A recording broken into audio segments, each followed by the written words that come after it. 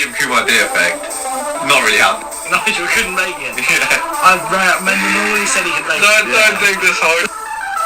Phil, Predator guy, always managed to do well. Yeah, but he is a shocking personality. you guys got a trophy? No. It was free bit. No. Well, like from Rashad Mendenhall. Right, no, I'm a tag, Jack! I'm a fucking tag! Hello and welcome to another episode of the LOC Report, a weekend edition no less, and a lot has changed since the last time we had a podcast with you, but we are still here, and Chris is here as well, of course. How's it going, Chris? Yes, very well, thanks. It's certainly a changed landscape for us in the last week or so. So yes, looks like that's us for the next month. Yeah, going back into lockdown, which hilariously I found out while I was on holiday, no less, down in West Bay. So we timed that very well. UK in its second lockdown. Obviously, we've got the US elections. When the midweek podcast would have been happening, there's no update because they're all still being counted in those crucial swing states. But see, I don't get this. I mean, maybe it's some Americans, if there are some Americans who watch this, but can explain to me how you can post a vote on the Tuesday and then it's still not count or still not be counted by the following week, because that in the UK is strange. You know, to us, they're all counted if not on the same day, but the next day. But how can a week later a result still not be called? Because you can postmark things in the past. That to me seems a little bit strange. Not like, you know, I'm not going full on Trump here saying no. That's a fraud. But I just want to see why that's the case. No, it's because I do the mail-in one. I don't know what you do, Chris, here in the UK, but I don't know when you have to post them by for them to count. Exactly. No, let's see. I would imagine our laws are you have to return it, prior to the because it perfectly makes sense to not. The thing with the Americans is obviously they've been sitting on these votes for so long, which the same is here. You're just not allowed to count them until election day, and then they obviously do the walk-in votes first, which again makes sense because it could leak and you could have bias and etc. Yeah, of course. But yeah, it's a good point, and it's not every state as well that's having this massive delay in counting. Clearly, it's only about 5 of them. So. No, absolutely, and that's it. And particularly Nevada, from what I think they've just gone to the casino. They've said sod this. I mean, how else can you explain it? I keep checking, and I swear it's not changed in 2 days. No, I was going to say it's a very, very slow process. But yeah, I mean, it looks like there's going to be a result in the next couple of days. So we hope so. But you know what's not a slow process, Chris? What's that? The LOC regular season, and we are rapidly getting to. We're on the other side of the regular season. Going into week 9. So anyway, let's talk about the league news for this week, shall we? Mm-hmm. Let's do it.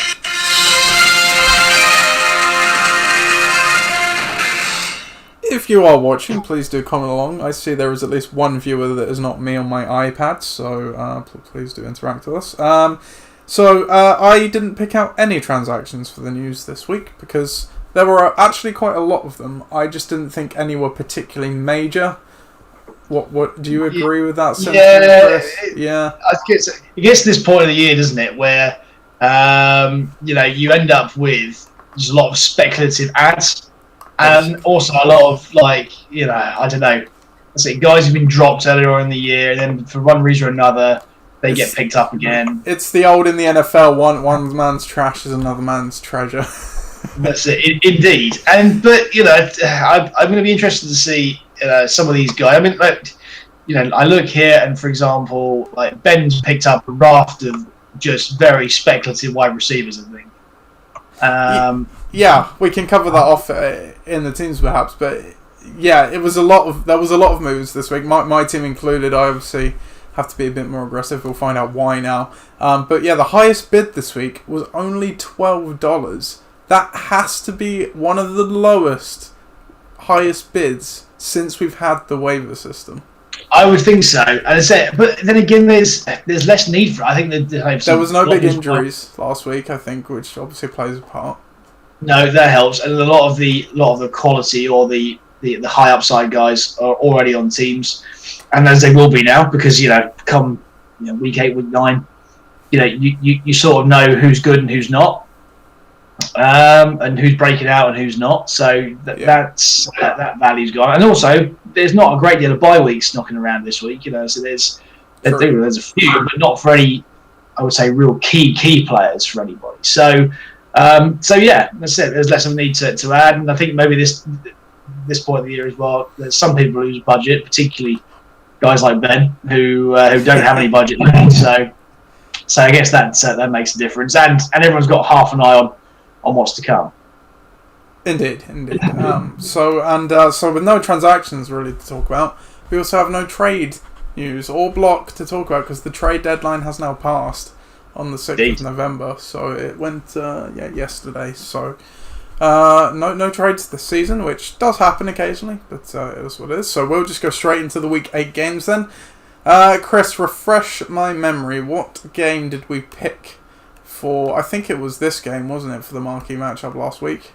That was it. It was the 2 highest scoring teams the previous week. That's right. Yes. So let's go with it then. Marquee matchup of last week.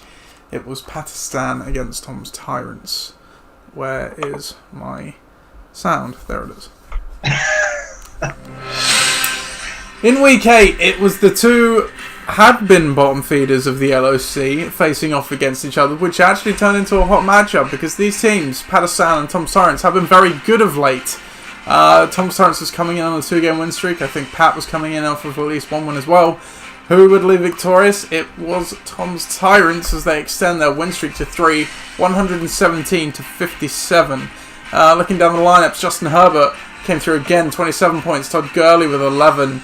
Keenan Allen, 13. Devontae Adams, he's back, 23 points. Alan Robinson, 15. And Young Wei Koo got 13. So a good team effort from Tom's Tyrants. On the other side for Pakistan, Ryan Tannehill did okay with 21. And the Colts defense also had a pretty decent day with 16. But outside of that, no one above 10 points. You had 1 donut from Nelson Aguilar and 2 near donuts from Amari Cooper and Deontay Johnson. So both these teams are 3 and 5 now, and the history of this matchup all time, I believe, is now 4 and 3 in favour of Pakistan. Yes, it's no, Tom's Tyrants, sorry, because they won obviously. So Tom's Tyrants 4 and 3 in this one all time. Chris, Tom's Tyrants, completely different team now. Very much so, and they've hit the ground running. It obviously helps that they've now got a serviceable QB, and a very serviceable QB at that, especially for fantasy purposes. Justin Herbert's been, as you know, as I've been saying for the last 4 weeks, he is my guy. Big time. He's going to be an absolute fantasy baller, I think, in the next few years. This guy, if he can get the weapons around him, which to a large extent they have already, he's going to be just on another level, I think. It helps that the surrounding cast as a result. That helps. Keenan Allen has seen a massive uptick in production since. Obviously, Devontae Adams is the number 1 guy in Green Bay, and he's got this rapport with Aaron Rodgers that no one else seems to have yet. That's it. I'm not going to spoil later on. It's just the supporting cast of his teams just seems to be elevated going forward. I mean, and even the bench isn't that bad. If everyone were fit, I mean, see Tom Brady's there. Best backup possibly. Very much so. That's it. Antonio Gibson before the bye, was increasing his production. I think he's the number 1 guy in Washington now in the backfield. Obviously, Miles Sanders is there. Without Miles Sanders being there, he's got Boston Scott goes in. Has a reasonably productive day with no touchdowns. So I think that there's a lot to look forward to with Tom, and the wind is definitely behind him, but he's going to have to hope there's a bit of a gale to propel him to where he used to be in that division, because it's tough. As for Pat, that's it. I mean, I don't know if there is a moniker for the ultimate boom and bust team this year, but he is definitely in the hunt. Bucking the Trends crown, it seems. Very much so. I mean, so this is wild. I mean, you go from 57 points. This is just a joke, by the way. I mean, you look at that. I was doing the maths, as you know, for anyone who's a long-term listener or watcher. That's it. My math skills aren't especially great, but I think you can pretty much add up all the skill positions outside of the QB and defense, and they don't add up to Ryan Tannehill, which is hilarious. Yeah, so, I think that's accurate. Yeah. That's pretty terrible. That's right. So, yeah, I think that's scraping the barrel of the floor. Obviously, he's got David Montgomery on the bench, and he could have played Jermichael Hasty if he wanted to, but I wouldn't have done that either. So, it wouldn't have made a blind bit of difference. That's an awful week for Pat. And yeah, I just don't know where to really grade his team, because if one week they're scoring 130 points or whatever it was in week 7, now they're scoring 57, there's an awful lot of tolerance between the two. Indeed, yeah. Okay then. Again. Yeah. Our next game then, you are gold against Forge Flyers. The former leader of the Southampton division was taking on Forge Flyers, the leader of the Portsmouth division, on a 5-game win streak coming into this one. Meanwhile, you are gold on a 2-game slide. Both streaks extended, 6 for Forge Flyers, 3 losses for your gold. 90-59 this one finished.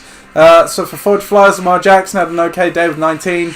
Derrick Henry, James Conner turning up as usual with 17 and 12. Jamal Williams, a great ad off the waiver wire to get 12 points. And then Ryan Sucker, 15 points from the kicker too.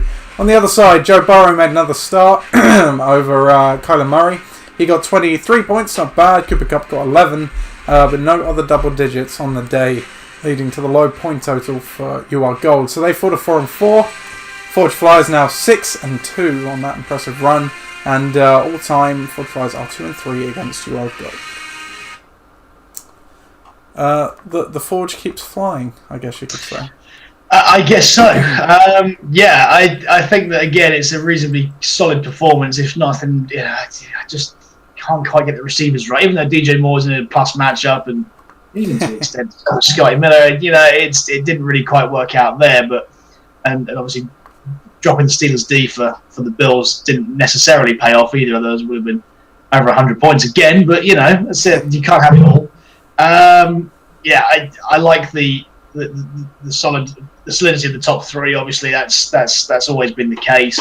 Jamal is coming in off the waivers has been a great ad, as you say, and obviously might last for long, but it lasts for as long as it needed to.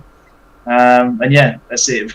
Ryan Sucker kicking 15 points is obviously a big bonus. On the other side, yeah, not a stellar performance from UR Gold at all. I think Joe Burrow is a bold play, but it obviously paid off on this occasion. So over 20 points is what you're looking for. But this is where they're at without that. I don't know, explosivity. That's it. That's the word of the day. Kyler Murray and Kenyon Drake. And obviously Drake's out for a little while. So yeah, if this is what they like without a couple of touchdowns and Kyler Murray, then they've got a bit to worry about. But I really don't like their receiving core. It's outside of Thielen and Cup on the occasion. Johnny Smith, Marquise Brad, Evan Ingram, they're not going to do what they need to do. All 3 of them were in difficult matchups potentially. So yeah, a real coming to earth for UR Gold with this one, but certainly without a couple of star players that they clearly rely on. Yeah, for sure. Still without Nick Chubb as well. So him. Yeah, they'll be looking forward to getting him back. Okay, our next game then, it was Ixan against the Dream Team. Ixan against the Dream Team. Ixan looking to keep up in the Portsmouth division. They've somehow been getting the wins. Meanwhile, the Dream Team looking to just keep going in the Winchester division, coming off a win, and they get another one here. 103 to 83. Looking down the lineup, Russell Wilson's back, of course, 37 points. And Damian Harris, he got 16 points. And the Eagles' defense, 24 points against Dallas. Wow. On the other side for Ixan, Giovanni Bernard, of course, he's back for Ixan as he is every year. 20 points, good result. Miles Gaskin, 10 points. It came at a cost though. He's on IR now. Travis Fulgham, another great under the radar pickup, as is Brandon Ayuk, 14 and 15 points apiece for them. And Rob Gronkowski, he's back too, 10 points. But it was not enough. So the Dream Team go to 6-2, except for the 5-3, and the history of this matchup is now 8-4 in favour of the Dream Team.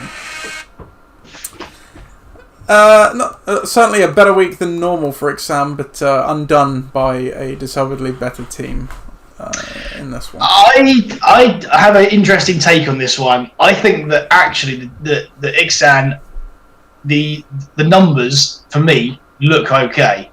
They've just been let down a little bit by, obviously Baker Mayfield let them down, but partially he let him down, obviously with the low points total. But I'm not going to put it entirely on him, because as soon as you realise that game is played in those sort of winds, and those sort of conditions, you have to change your QB. You cannot keep it.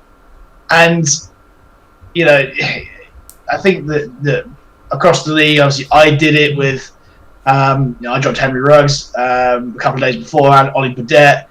He dropped Derek Carr. You know, it's those little things that cost you weeks, and 20 points more puts you really in the hunt potentially for a game like this. And I don't know who was available on that particular week, but I'm certain that like Matt Stafford and guys like that, who would have at least put up, or had the potential to put up, better points totals. Yeah.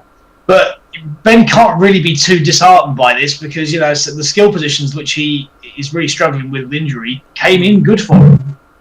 All those guys who particularly Fulgham, Ayuk, Bernard, great pickup, Gronk, bold play, but it works. That's what you're looking for. It's just the QB and the special teams have let him down, and that's unfortunate. But yeah, I'm going to say the special teams weren't necessarily on him, but the QB, there was something you could do there. On the other side, there isn't an especially quality week for Viv. I have to say, Russell Wilson has been that mainstay of that team throughout the year. But when you consider that half those points, or more than half those points, are from the special teams and the QB, it's sort of the complete opposite to where Ben is. Yeah. So it's strange how things work out. But yeah, a lot of those players there, I think the likes of Zeke and Kareem Hunt, didn't really do anything. The yards totals are okay, but 7 points is a bit meh. Damon Harris is great, and he iced it with a touchdown. But otherwise, there's not a great deal to write home about. I think that we overstate the need for for a decent QB in this league, because this has proven that if you have such things, then it can really propel you to where you want to go. And 30 plus points from Russell Wilson has been pretty key all year for Viv. I think he's weeks he's been unavailable through a bye, and been his weakest weeks, and he's only dropped below 30 points once this year by looking at the stats. So it's an amazing consistency fantasy wise for Russell Wilson, and a massive shot in the arm for whoever's got him this year. It's Viv, obviously. Yeah, absolutely. So Dream Team rolls on. Ixan positive, but still need to I'm not down on that. So that's unfortunate, but it should change Baker Mayfield for sure. Our next game then, it was the Stubbs Bowl. Gridiron Gang against Ben Necessities. Entering this one, Ben Necessities were on a long slide of losses. Meanwhile, Gridiron Gang coming off a loss as well, but looking to keep pressing forward. That did not happen in any way, shape or form.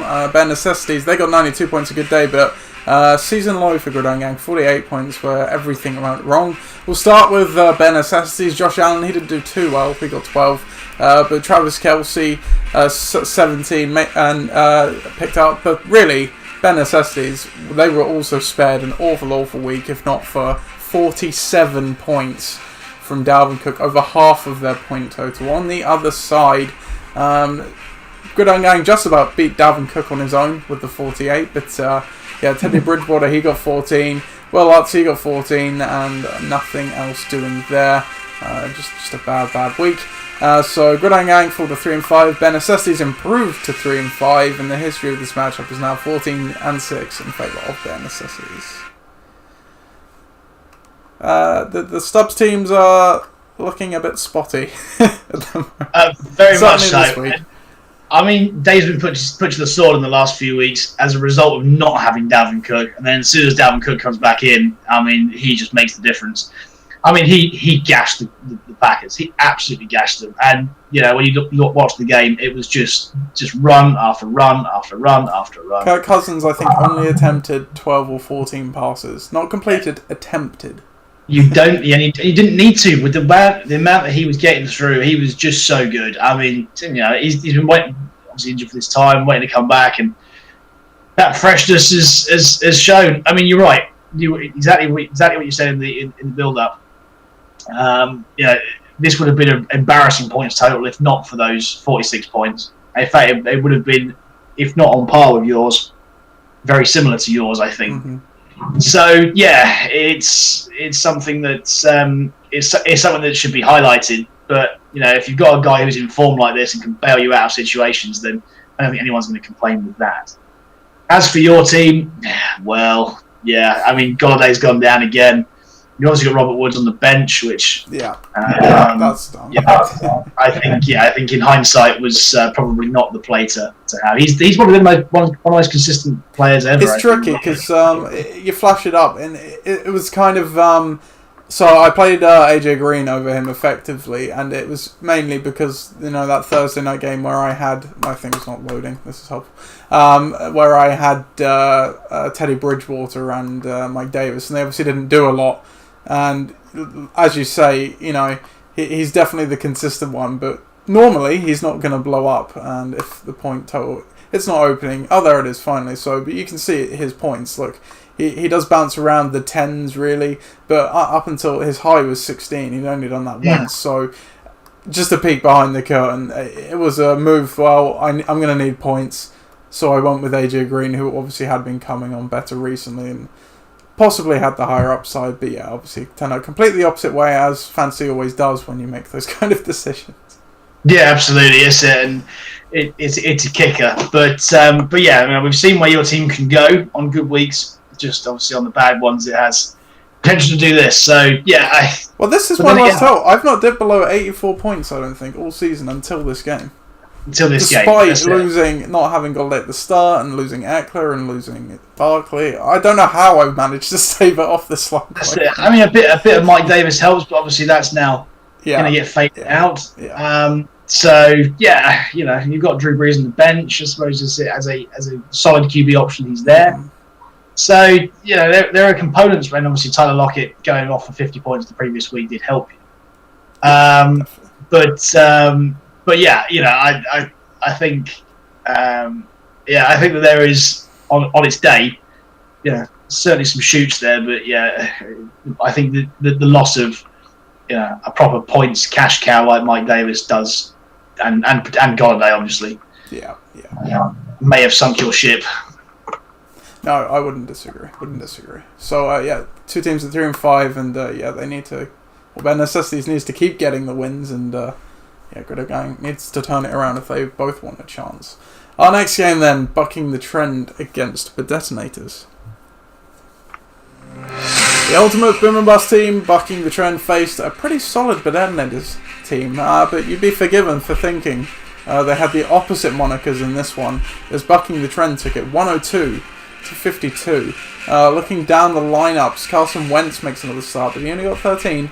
Bucking the trend, but that's fine when Josh Jacobs gets 13, Tyreek Hill gets 22, and DK Metcalf erupts for 28. Rams D getting 12 as well, was nice. On the other side, for the Detonators, Tyler Boyd did okay with 14, Julio Jones still right with 14, and no other double digits there. Jimmy Garoppolo, as you mentioned, Derek Carr hilariously would have been the better option, but Jimmy Garoppolo clearly still injured, and obviously injured in this one. 2 points. Wouldn't have made the difference though, obviously, even if he did have a good QB. So both these teams now 4-4, and the history of this matchup all time is now 1-1. the Southampton division just refuses to establish itself, doesn't it? It really does. I think this is unfortunately where Ollie finds himself right now. Is that without playing the QB roulette, which that's it. Without I know Deshaun Watson's on a bye this week, but without doing that, I don't think it would have mattered anyway. Because even if the QB puts up 20 points, it doesn't matter. Because he's still lost. And I don't know. There's a lot to be a little bit concerned about. So Tyler Boyd is the one that I'm not concerned about at all. Actually, those are the two guys. Him and Julio, I think, are pretty solid.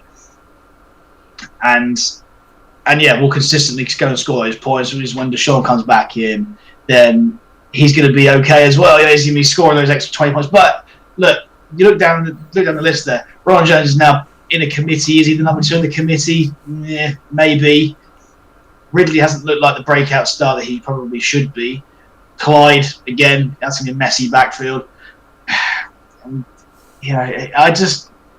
some of these guys who in key skill positions just don't give me the confidence with this team. However, when they're on their day, they're on their day. But yeah, much like Pat's team, much like Viv's team that we just saw before, it takes a lot to get you over the line.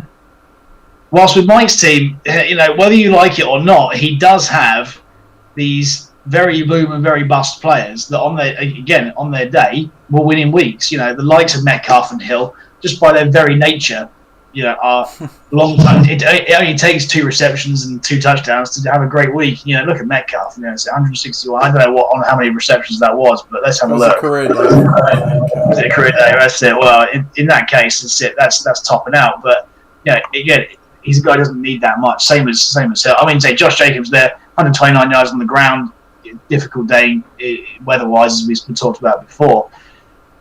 So you'd sort of expect that, but there's the question marks still remain over his QB because you don't know what it's going to be week in, week out. At the moment, there's quite a lot of people who are carrying a QB, and as a result, the pool is down. So Wentz playing Dallas, who have been susceptible to points versus QB, didn't have a great day, fantasy-wise anyway. It's Robbie Anderson, who went out like an absolute steam train over the first 6 weeks of the season and seen that come down. Both receivers weren't great in the matchup, and neither was Teddy. But it's going to improve there. He certainly has been the number 1 guy through the first half of the season. So if it's not those guys, going to be the other 2. And I just think this team is a QB away from being pretty decent. Whilst with Ollie's team, he trended up for not 3 weeks, and then he thinks he's going to trend back down again.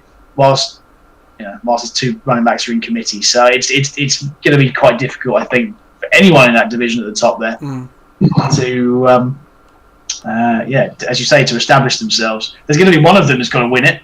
Yeah. But it could be a mess as to who. So and somebody who, a weaker team this year, or certainly a stumbling team, is going to make the playoffs. So somehow, but much like the NFC East, to be honest. So. Pretty much, yeah. It's a mess. Yeah. All right, then. Our final game of the week was Bojack Horton versus the Tugfards. Both these teams looking to kind of get back on the horse. They both had pretty good starts to the year, but the losses have racked up. 3 in a row for the Tugfards, especially. But Ross took this one in probably one of the better games of the weeks, to be fair. 91-77. While it was a better scoring week, that was mainly because, once again, the Tugfards had a player on the COVID list playing Emmanuel Sanders, and DeAndre Hopkins was also on his bye. Very winnable game, if not for that, because Patrick Mahomes got 47 and the kicker got 10, but that's how it goes if you don't change your team. On the other side of the ball for Ross, Aaron Rodgers is back. He got 28 points, much needed. Mike Evans got 12. Alvin Kamara, he got 16, and the Chiefs D got 13 as well. It was enough to get the win for them. So Ross's team is now 4-4. The Tugfards are 3-5, and the history of this matchup all time is 6-3 in favour of Ross. Tugfards look like they're tanking for Trevor. at this point. They very much do. They're just tanking for tanking's sake, I think, at the moment.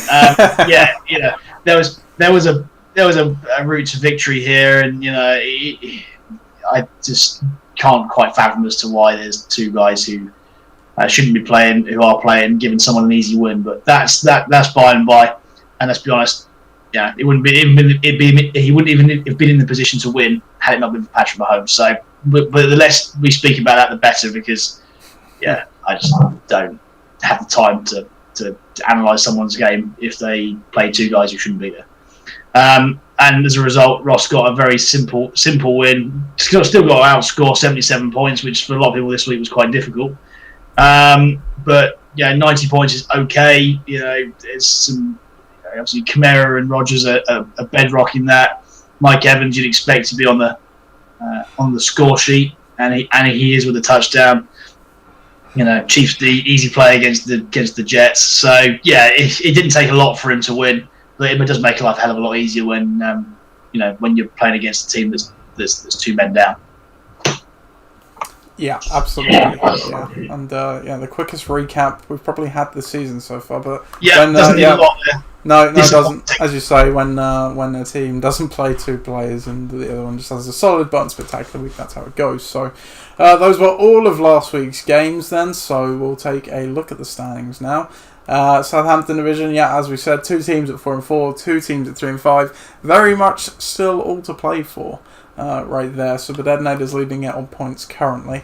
In the Portsmouth division, Forge Flyers now have that on standalone wins, and they've got a very nice point buffer as well, so looking very good measure for the division win at this point. Ixan 5-3 right behind, Bucking Trent at 4-4, and then Bet Necessities 3-5 at the bottom. In the Winchester division, the Dream Team is 2 games ahead. They've maintained that lead after Ross's team picked up a win to go to 4-4 as well. Meanwhile, Tom's Tyrants and Gridiron Gang both at 3-5 at the bottom. So it's still pretty close entering week 9. The worst record is 3-5, and the best is 6-2, and the current wild card position is 5-3. So very much all still to play for. If we look at the breakdown, as we can see, the Dream Team after a few spotty weeks, that they're still entrenched at the top here with 11 win buffer over the next close, which is Ross's team, who's as you can see they after some horror weeks they're getting back into form as well. But Adonators, they slid down a bit after their 1-10 outing last week, but as you say, Chris, that could be unfortunately more to come. Tom's Tyrants 2 11-0 weeks back to back, and a 6-5 the week before that as well. So they are racing back. Time will tell if it's too late. And then we've got the usual suspects in the middle of the pack there, and the usual suspects at the bottom as well. If we go to coach ranking, Ross's team at the top, unsurprising from a shallow team, but a good starting lineup. Ben's team, the ultimate, he's just drafting a team every week at this point, so there's not really anyone on the bench who can score points, but credit to him, he's still 5-3, let's not forget. The good team's all pretty much there at the top. Tom's Tyrants obviously racing back despite leaving a load of points on the bench, and Gridiron Gang, hilariously, 4 weeks ago, top of this metric, and now at 10th, but loads of points left in the last few weeks. Put that all together, we get the true power ranking. Viv at the top, unsurprisingly, tied by Ross's team. But Ross not currently in a playoff position. Forge Flyers third, and then Ixham fourth, who are the wild card, and then Bedetnators as the Southampton division leader in fifth. So that is the current state of play. In terms of milestones, we do have a few this week. Ben Necessities has got their 90th career win. Well done. First to 90. Is that that must be the first to 90 actually? That is the first to 90. That's got to be. Yeah. The first to 90. Yeah. But Ednators, they got their 80th regular season loss, and another first to 90. Gridiron Gang notches their 90th regular season loss. Oh well, that's it. That's not so good. No, it's certainly not. So then that brings us to next week's games. So on the slate for this week, we have Gridiron Gang against the Dream Team, Palestine against Bedetnators, You Are Gold against the Tuckvards, Bucking the Trend against Forge Flyers, that is the Gold Star Bar, and Bare Necessities against Exan, and Bojack Horton against Tom's Tyrants. What do you think should be the marquee matchup this week, Chris? Well, I mean, that's it. Bucking the Trend Forge Flyers has that divisional grudge match. I'll say grudge match, sort of grudge match against it. However, I think for the sake of the league, I'm gonna go with. It could be Pakistan per detonators, because that's got implications for their division, and it could mean that somebody goes above each other in that division there. Mm-hmm. It is a divisional week. Yeah. Yes, that's it. So, and they both coming off terrible defeats. Who else have we got in there? UL Gold Tuck Fuzz for the same reason. I suppose that's the whole of the Southampton division, to be honest. They all scored less than Funny enough, Phil scored the most amount of points out of all of them last week. And he lost by less than that. And he carried 2 players. It's difficult, isn't it? I think gut feel is bucking the Trent Forge Flyers, but then again, I might be a bit biased in that one. No, I think each game has their own intrigue for one reason or another, but nothing really particularly special at this point anyway. But this does obviously have the bowl element to it, so it is a fine choice. So, marquee matchup for week 9 is Bucking the Trend against Forge Flyers.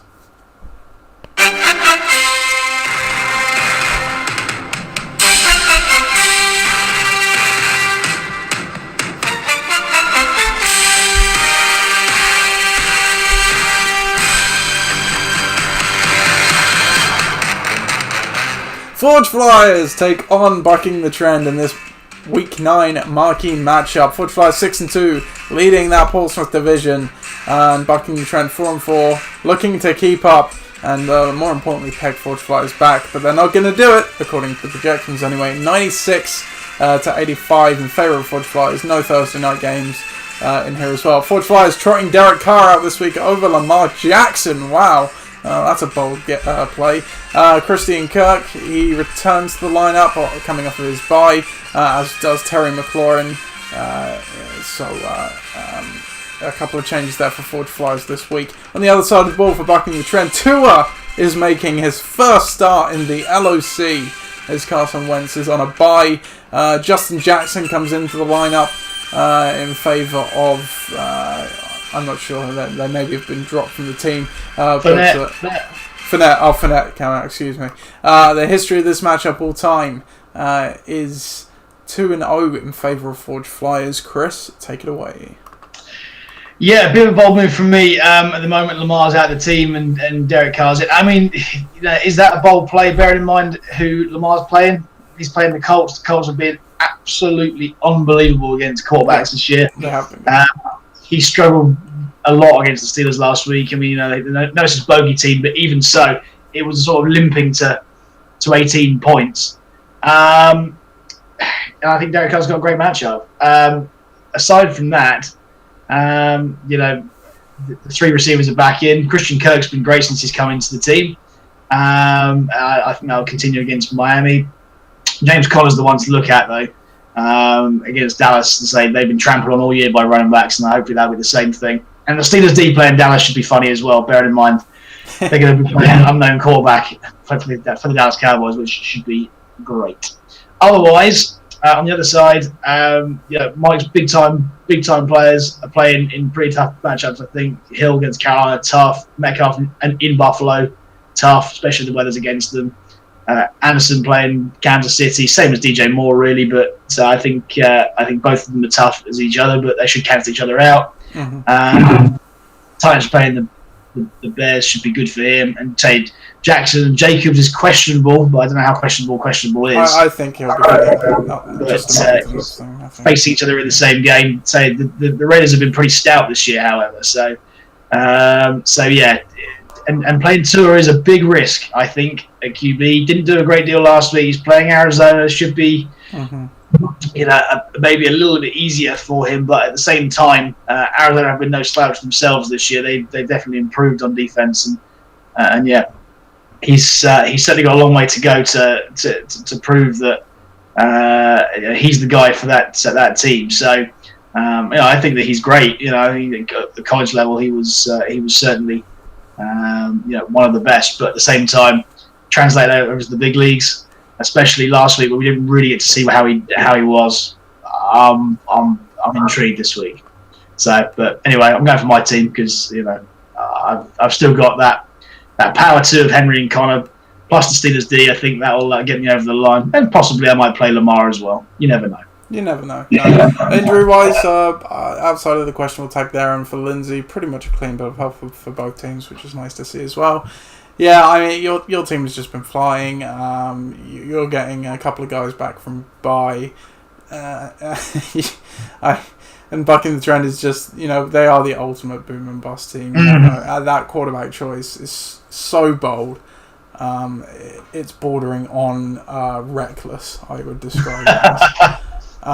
There are some things to like, absolutely. Like, you can never write off a team that's got Tyreek Hill, DK Metcalf, Josh Jacobs. I think Justin Jackson's a nice start there as well.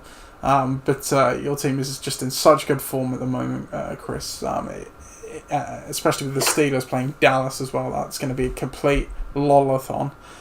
So yes, I think so. Yeah, I think the projections are correct in this one. You will go on a 7-game win streak. Might be impressive.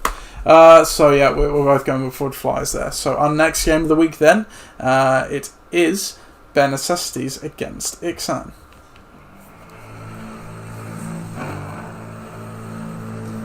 Bare Necessities take on Ixan in this crucial Week 9 matchup. Bare Necessities need to keep the wins coming to keep up in the division and the wildcard. While Ixan, they need to keep the wins going to hold the wildcard spot. They've obviously done a good job getting the wins despite the injury woes, but a loss is projected here, 95-80. Looking down the lineups for Bare Necessities, I think J.K. Dobbins comes into the lineup. The first time, possibly, yeah. Other than that, unchanged, I think. So that is in favour of, I guess, Darrell Henderson, probably, who's on a bye. On the other side of the ball for Ixan, Kirk Cousins is the next quarterback to grace Ixan's team's presence. They're starting Jerry Jeudy and CeeDee Lamb. Darren Waller in there as well. Christian McCaffrey, not activated yet, but he should be back for this week, so getting a bit healthier for Ixan. Injury-wise, Carson is out, Gaskin's obviously on IR. Look at 2 players on the IR there, Moster and Oyoku obviously was on the COVID list. On the other side, Freeman, he is already declared out, but Henderson is on a bye. History of this matchup all time, Bare Necessities are 3-11 against Ixan. We usually say history holds true, Chris. Will it hold true here? I mean, a lot's going to have to go the way. Look, I think Ben has again got a ragtag bunch of guys, but there are some shoots of hope in there. I think if we're going to stream a QB, Kirk Cousins against Detroit is the one to have. I think there's going to be a lot of offense there, and yeah, I know he isn't a sexy QB to play in fantasy. He definitely does the job occasionally, and definitely has big games occasionally. The worry you have with him, though, is exactly what we saw when they played Green Bay last week. If they get a lead, they are just handing it off every single ball, every snap of the game.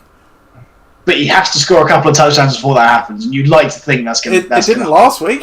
Well, it didn't last week. No, it didn't. But it wasn't the frozen tundra of Lambeau, No, that's true. In their very nice, domed, warm... Yeah, it's in decent conditions is what I'm trying to say. I say Jerry Jeudy is the number one playing Atlanta. Atlanta suck defensively anyway. They've got better, but they're still not great. Yes, Drew Lock had a good second half last week, and he's the number one receiver if Tim Patrick's not playing. He's a bit banged up as well. So, yeah, you'd like to think that'd be a good day for him. And a good pick off the waivers. I like Jerry Jeudy a lot, but I'd say he struggles through the midpoint of the year.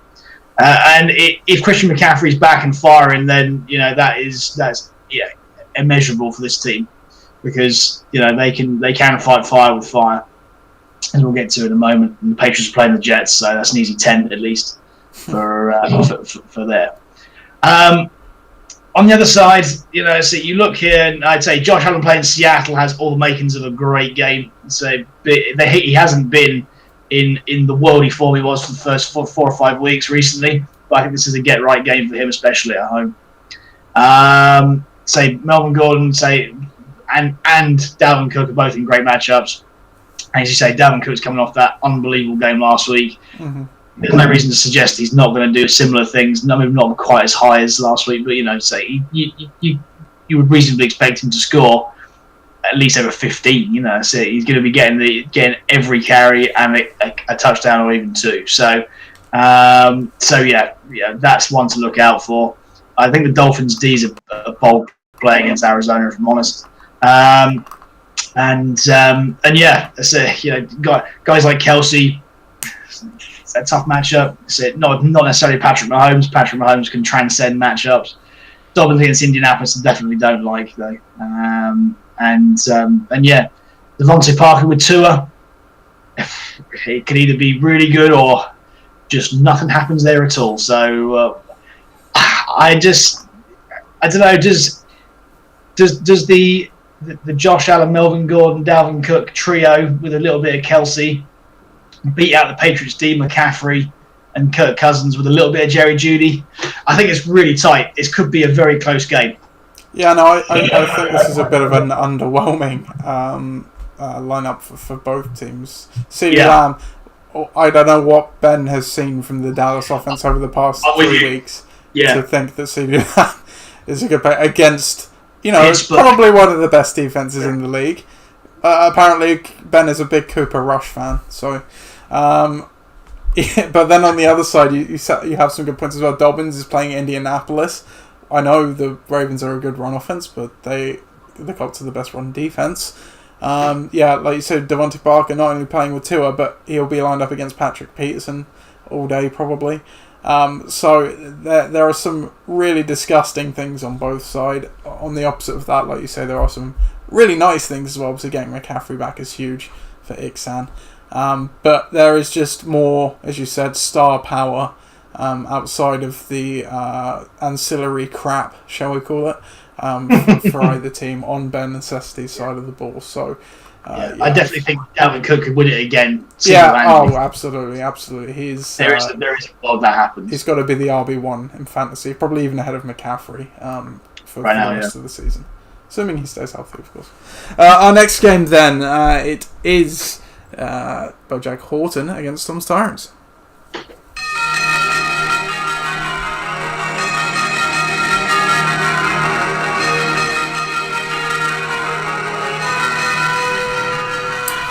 Bojack Horton take on Tom's Tyrants. Tom's Tyrants on a 3-game winning streak. They are making, or trying to make, a roaring comeback. Meanwhile, Bojack Horton will be looking to stop them in their tracks as they want to keep ahead in the race for the wild card as well.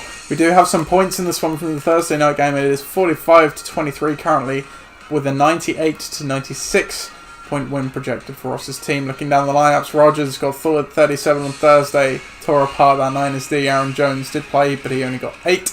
On the other side of the ball for Tom's Tyrants, Devontae Adams, the main beneficiary of Aaron Rodgers, he got 23 points as well, so offset a bit there perhaps. Elsewhere on the team, I think probably unchanged other than Aaron Jones for Ross's side. For Tom, he's got a change to make, which will probably project him the win. It would probably be, I would guess, Antonio Gibson coming in. Otherwise, I think unchanged there as well. So, history of this matchup all time, Tom's Tyrants are 4-5 against Ross's team. Interesting Winchester game, because if Tom wins, he's at 4-4. Could even possibly... Well, I think Ross's team has the points edge, but they've come back. Yeah, big. They have come back, and they valiantly come back from the depths of nowhere, I have to say. Look, this is a good start to the game. This really balances out, and obviously with Aaron Rodgers scoring 4 touchdowns on Thursday, Jesus Christ, that's it. Obviously, you've only won to Devontae Adams with all the yardage, but you look on the bench for Ross, and MVS has come out of nowhere. Yeah, 2 touchdowns, 3 yards. What is going on there? So not as if you would have played him over anyone really. I mean, maybe you would have played him over Latavius Murray, perhaps. I think you've got to look at Mike Evans. This is a guy who is absolutely getting by on his name value. Look what he has done. He's basically a rich man's Robert Woods at this point. He's quite consistent. but he's not exploding. And more to the point, whenever he has a bad game, it's when Godwin's playing. They've now got AB coming in too. I don't see where Mike Evans is. I don't know. I would certainly not play MVS over Mike Evans. I think no, that's definitely a bold claim. But to your point, if you were benching anyone, I think it would be Mike Evans. Or Latavius Murray. Why are you playing both sides running backs? Exactly. You play over Latavius Murray is big upside, no? Especially if you have Aaron Rodgers. But I know that Ross likes to double up on those running backs, but not this week. This week is not the time to do that because they play in Tampa. Tampa are a stout defense. They're playing in Tampa, which is not as granted this season's not maybe as high, but it still makes a difference. But yeah, it definitely doesn't help you. I think, again, Evans played New Orleans, and he always plays New Orleans, and when he plays New Orleans, he always does bad in New Orleans because he plays against Marshall Lattimore, and he just doesn't get them. I don't know what happens. Just, the amount of times that he's scored next to no points in that fixture is high. Stephon Diggs has got a good matchup, and the Chiefs, well, potentially got a good matchup if they can get to Teddy, but, outside of that, Kamara's going to have a day to get Ross to where he needs to get to. On the other side, say Justin Herbert, he's going to keep rolling. I think home against the Raiders. I like it. Yes, they've improved this year, the Raiders, but through the air they hasn't necessarily. And that's always good for Keenan Allen as well. Allen Robinson last week had a better game. He plays Tennessee this week. Obviously QB issues there, but you'd like to think he's still the number one receiver. And as you say, you're going to bring in one of the guys on the bench and possibly the Giants defense as well. At this point, do you bring in Zach Moss or Antonio Gibson? There's a school of thought you bring Zach Moss in, but after what he did last week, is he going to be used quite as much? Maybe not. I think Gibson. But you can't really hang your hat anywhere else apart from on Tom's team right now because he's in such good form, and the players that he's got are in such good form, and he's had a really good start to his week. 23 points from a receiver is nothing. On the other side, as much as 37 points for Aaron Rodgers is good and 8 points for Jones is solid enough. I just don't see where the points are going to come from in big quantities this week. The only guy you feel confident about there on Ross's team is Stephon Diggs, and even then, the Buffalo offense has been in a funk, so how confident are you? And you look like he's, again, a remarkably consistent guy, but you if you saw that, you would just say, pencil him in for 10 points and that's it. Probably, yes. I mean, he'd probably get. I mean, Camaro, you'd think would get. He'll do something, of course. 8 touchdown. Possibly, week 1, he did do 19 against the Tampa as well. But obviously, if you're playing Latavius Murray as well, you're just capping your upside. And as you said, Tomlin's just in such good form at the moment. He's got some things to bring in, and all the players are good. All of them have if not better matchups. So don't think you can look any further than Tom's Tyrants this week. Nope, not at all. Okay then, our next game is Gridiron Gang against the Dream Team.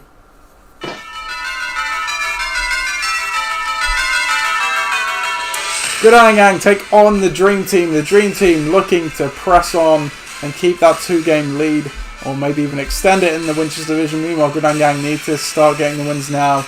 Otherwise, it'll probably be too late. The projections do have this one 88 to 79 in favour of the Dream Team. Looking down the lineups for the Dream Team, David Johnson comes back in off of his bye over Kareem Hunt. Ezekiel Elliott in the moment, but he is very questionable with a hamstring. Damian Harris should play though. Jared Cook comes into the lineup as well. But obviously they lost George Kittle last week. He is on IR now. Chris Godwin questionable to play. He probably will play, but how healthy is that finger? On the other side of the ball, I think Corey Davis maybe came in as well. On the other side of the ball, Gridiron Gang, the sea of change has come. Matt Ryan is in at quarterback. Marvin Jones is in at receiver. DJ Dallas is in at running back. Will Fuller returns from bye. And Antonio Brown is in the starting lineup currently as well. The only injuries on that side, Kenny Golladay is already out with that hip issue. Crowder questionable with that groin injury. The history of this matchup all time, Gridiron Gang are 4-8 against the Dream Team. a crucial game for both teams, you could say, obviously for different reasons. Yes, definitely. I think that Viv can obviously get the stranglehold on the division here, but I'm gonna go with a bit of an unpopular opinion here, because if Zeke can't go, and even if he does go, he's playing Pittsburgh, who are a stout. But you'd like to think that with the QB situation how it is, he's going to get a lot of work. But if he can't go, then Viv has a difficult decision to make. I mean, he's carrying 2 defenses on the bench, by the way. I'm not quite sure why, but and obviously playing a third.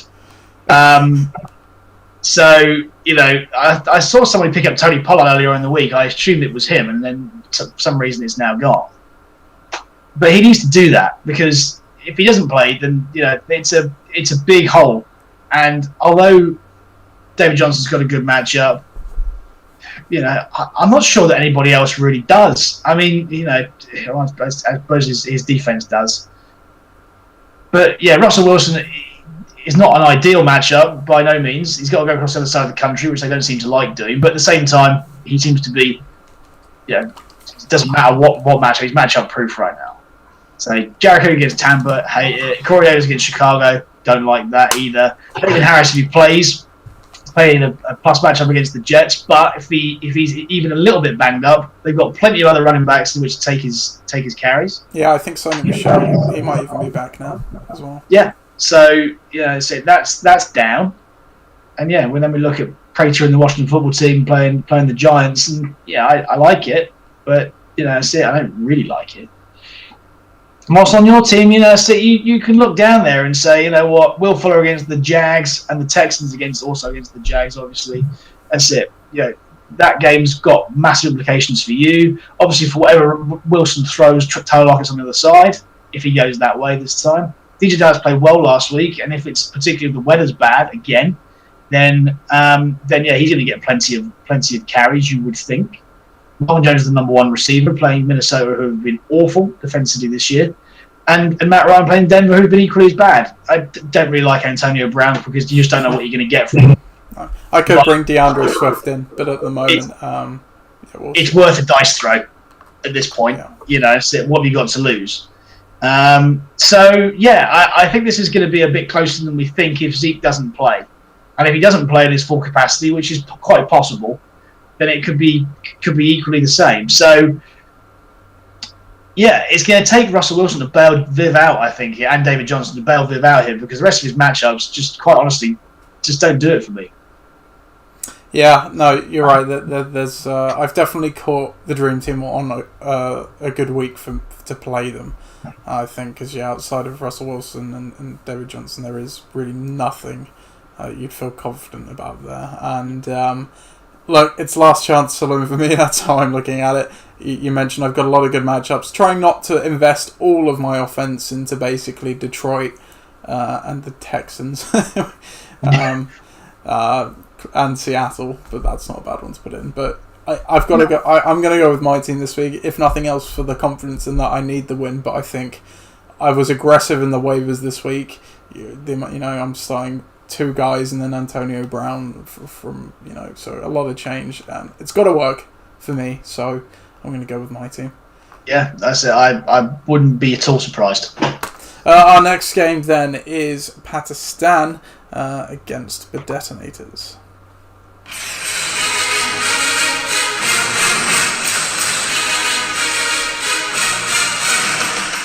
Pakistan face the Detonators in a key Southampton division matchup. The Detonators are 4-4, currently in the lead, but Pakistan at 3-5 can jump up to 4-4 if they beat Holly. Projections do not have that going that way though. 101-60 in favour of the Detonators. For the Detonators, Chase Edmonds comes in with Kenyon Drake still on bye. James Robinson in the lineup. Brandon Cooks comes in off of his bye too. And they're obviously replacing Tyler Boyd and Ronald Jones. On the other side of the ball for Pakistan, at the moment, I think no change, I believe. It looks like no change. No change. But Michael Thomas could come in, possibly. For Ollie, Calvin Ridley on the bench is questionable. He could play, probably more like a game time decision. that's it injury-wise. History of this matchup all time. Detonators are 3-4 against Pakistan. Chris, is Ollie going to widen the league, or is this division about to get even closer? No, I think that Ollie's going to put on an absolute clinic this week. If Ridley's fit, then I guess he comes in for Clyde, perhaps. But other than that, I think that his player mix, and his matchups are all quite good. I look at that game, that Houston-Jacksonville game, with I look forward to that because Deshaun and Brandon Cooks just looks like a transformed guy since Bill O'Brien's been sacked. I think that he's on for a good day there. So Hood against Denver, especially at home, I think that's going to be great. Edmonds and Robinson, you couldn't ask for really a more solid two with the matchups they've got this week. And Edmonds is going to be the number one guy there this week, if only for one game, but it might be worth all the money that Ollie spent on him. And those Cardinals again playing Tua, they're playing Miami with Tua at QB. There's going to be some points there. He's going to get picked a couple of times, you would expect. I like it. I like it a lot. On the other side, we saw what happened last week when the Steelers played the Ravens. So Lamar turned the ball over 3 times. He fumbled it once. There was a pick 6. All sorts of chaos. Will that happen again? I mean, they've been great this year, the Colts, on defense. So it's going to hopefully give Pat that boost that he needs. But outside of that, Deontay Johnson's been pretty spotty throughout the year playing Dallas. I like it, but he's got to remain 1, fit, and 2, have those targets outside of Juju and Claypool. So Aguilar's in a plus matchup, but he didn't do a great deal last week, albeit, yes, in the weather. I'm playing Derek Carr this week for the same reasons he's playing Aguilar again, so hopefully that'll pay off. Jefferson against Detroit, same thing. So, much better matchup this week. Don't like Amari at all. Doesn't matter if he's playing Pittsburgh, just the QB he's with. And Tannehill and AJ Brown against Chicago is going to be tough. There's no doubt that Tennessee are in a little bit. It was slumped last week. They didn't play well at all last week. But these guys have got a rapport. But they, playing at home against the Bears D, they got shredded last week by New Orleans. They're going to want to come back. And is Ryan Tannehill as good a QB as Drew Brees? Historically, no. But so he's certainly proved in the last 12 months or so that he can hold it with the best. But I really do. I think that's not going to be enough. I think the Benedettos have got it here. They've got the better guys, better matchups, and they've proven when they're all on the same field together that they've got it. They can get to those 100 points that we look for. As for Pat, I think he's going to have a better week, but just not quite as good. No, yeah. I mean, what we know about Pat is, as you said in the review, ultimate boom or bust. If you look at that lineup this week, you would not say boom, just categorically. No. So, and Ollie's team, yes, they had a bad week last week. A lot of that you can point to, as you say, the committee running backs. Well, 50% of that issue is now gone with the players they've brought in over them, and they've got those key running backs back that have the volume for them, and Brandon Cooks as well. So yeah, it's tough to, and more importantly, Deshaun Watson as well. We can't overlook that for Detonators. For sure. But Detonators to hold on to the lead in the Southampton division, we think. Then our final game of the week, then it is You Are Gold against the Tuckvards.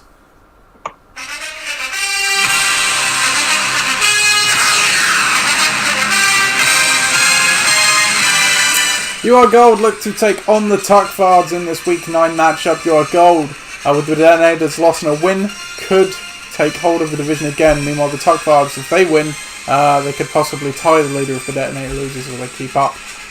Both these teams coming in on 3-game losing streaks, so one of them will be snapped. It would be hilarious if they tied though. That would be poetic. The projections for this one are 82-80 in favour of the Tuckvards. What? They've got 7 points from the Packers D already. In terms of lineup, I think DeAndre Hopkins comes back off bye. Emmanuel Sanders might actually be off the COVID list for once, and I think probably unchanged around that. On the other side of the ball, for You Are Gold, Kyler Murray's obviously back from his bye, but he doesn't have Kenyon Drake, who's out for another week. Darius Slayton comes into the lineup, oh my word. And Donnell Mooney as well for Chicago. what you said about these receivers, it was not wrong, Chris. As you said, Tim Patrick probably going to be out as well. Marvin Ingram is doubtful. He will not play. And we have a potential points deduction looming for a breach of the IR rules with 2 non-COVID players on the IR slot. So that, if it is not changed by the game as well, could lead to a point deduction for the Tuckfards. The history of this matchup, all time, the Tuckfards are 3-3 against Cash for Gold. Chris, take it away. Yes. Look, I don't know whether or not we've got someone who's sleeping at the wheel here with Phil. I think we might do this year. But yeah, obviously you've got to know the rules and get rid of one of those guys, or drop someone who's on your bench. Drop Jimmy Graham, doing nothing. Replace him with one. Sonny Michel might even be a good play this week potentially. Yes, possibly. You look at Philly, it's a stagnant team. He hasn't changed it in a while. It's time to get rid of Adrian Peterson. Doesn't seem to be doing anything. It's probably time to drop Emmanuel Sanders this week because he's playing Tampa, and that's a sucky, absolute sucky matchup. He's got guys. I don't like to say. He's got someone like Juju on the bench who's probably got a good day against Dallas. He's got someone like Chenault who's had pretty good days against defenses like Houston. He could also play Sonny Michel as well. So come on, Phil, change your team, man. Change your team because it makes life a lot better for everybody else. And it doesn't matter if you're Patrick Mahomes or not.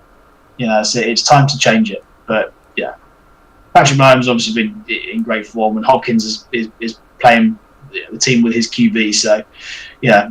All is not lost, and Singletary's got a good matchup. But look, on the other side, outside of Kyler Murray and probably a bit of Adam Thielen, can we just talk about these receivers like Slayton, John Smith, Marquise Brown, and Darnell Mooney, all in? I mean, particularly Slayton, Smith, and Marquise Brown, all in not great matchups. There's 3 guys there that you wouldn't want to play any of them in those matchups, and Mooney as well. Really, I mean. He's the number 2-ish receiver on that team. And the Bears against Tennessee, they're just going to get run over. They're going to just get decimated by Derrick Henry. Because, I wouldn't want to play my defense against that offense right now. Because even though they might be losing games at the moment, they seem to be putting up big points totals and massive yardage. So this is not. I said I was going to put on a clinic in the last game. This is not a coaching clinic from either of these two. No, not at all. So yeah, it's going to be the lowest common denominator in this one, I'm afraid. If Phil changes his team, he might have a chance of winning, but and he's going to get a points deduction if he carries on the way he is. So I'm probably going to go with. I don't. Do you know what? This one, it could be a tie.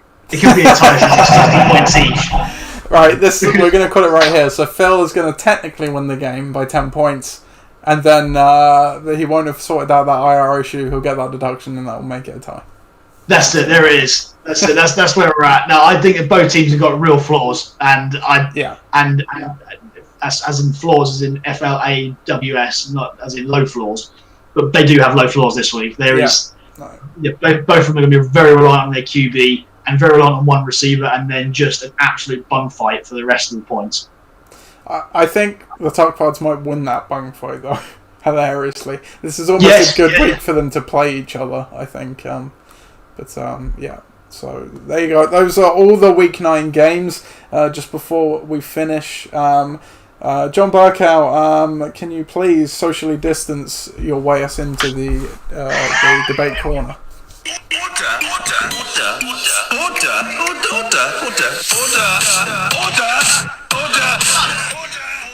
There we go. Thank you, John. Please use the hand sanitizer when you leave. So, debate corner this week. We are getting to that time of the year. It is all still close at the moment. It's not quite time to talk about it, but stick a fork in them. They're done. Does anyone qualify at this stage? The Tuckfards lose this week, then yes, because there's no way back for them. I also think that there are a few candidates for this because it's only going to take a couple of weeks before we really know. Yeah. It's going to take another couple of losses. It's going to take another loss for Phil. I hate to say it, in the division that they're in, Ben necessity as good as they are. They're on equal footing with some really garbage teams in the league. And yeah, if they don't start improving, which I think they probably will this week, but if they have a shock defeat or in the next couple of weeks, then yeah, they got no way of getting out of the division. So balked. Similarly with Mike's team, but yeah, I think that again, you said you're in last chance saloon. There might be three candidates then in that case. Yeah, if your team is going to lose one or even two more games, then forked. I think Tuck Files are forked anyway, because they can't get out of the division. They just cannot do it with the team. The lack of trying. At least Pat, despite the fact that he's down there, is at least trying, and we like to see that. I'm not gonna call Benitez's off yet, because I think Davin Cook coming back is huge for them. So yeah, it's probably between you and your team and the Tuck Files, to be honest, and maybe a dash of Pakistan if needs be. But yeah, that division at the top there, that Southampton division, is too close to call right now. But I think Padetinators will eventually get their act together and romp away with it. Yeah, sure. No, I think that's pretty much right. My team's certainly in that mix, to be fair. I think really everyone but Padetinators, you can probably put a fork in them at this point, just because Pat's points are so far behind. It's just such an uphill battle when you need those wins, but then you also need those points going with you as well. And Ollie Gardner's team, what have we seen from it really for weeks? They went 4-1. They're sliding back. We just looked at all the receivers they have. Is there anything there that is going to make you think they're going to turn that around? They desperately need Drake and Chubb back. Maybe then they'll turn it around, but they weren't even lighting it up really before that either when they had those guys. So, and like you say, my dad, I think he's just about staved it off because he's got those high points. The wins aren't there, but a lot can change in a few weeks. So I think that they're a cut above all the other ones. But he could definitely. There is a path where he could leapfrog. Same with Tom's Tyrants actually, because they actually have more points than Better Necessities at this point too. So yeah, there's a couple of surging teams. I mean, so there's certainly a path for both of them to get to the wild card, I think. Yeah, for sure.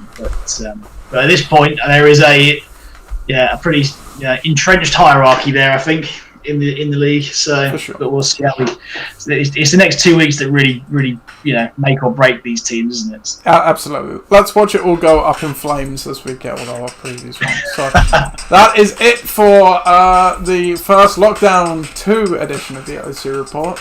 We'll probably be back midweek next week. Thanks for joining us, Chris. Welcome. We hope you have a good rest of your weekend. Good luck in your matchups.